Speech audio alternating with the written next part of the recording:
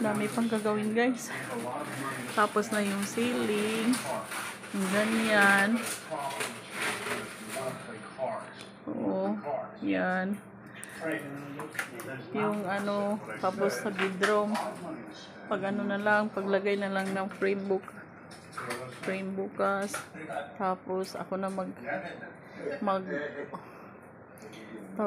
vacuum dyan sa pamalagyan na ng ano. Parang ano, nagbili na ako ng lahat ng bedroom accessories. Yop muna. Oh, ayan. Ganda na.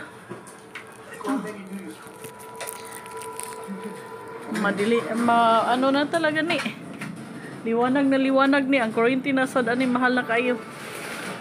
Ang daming light. Magkano ka? Yung magkano watts yun? Yung sa Yan. Oh? Medyo mahina lang yan. LED naman lahat yan. Akala ko mahal ang kuryente niyan. LED ba sa LED? Hindi masyadong kuryente. Baka sa kuryente naman tayo talo nito.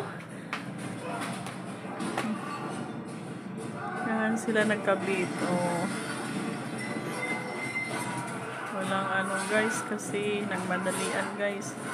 Kasi uwi na kami guys. Ilang days pang kontrata namin dito guys. Ako interior design yan guys. Galing yan sa YouTube University. Yung abstract guys, pinagawa pa namin yan sa Mindoro. Abstract yan guys. Anong ibig sabihin yan? Yan talaga ang pinasadya namin guys. May history yan kasi guys.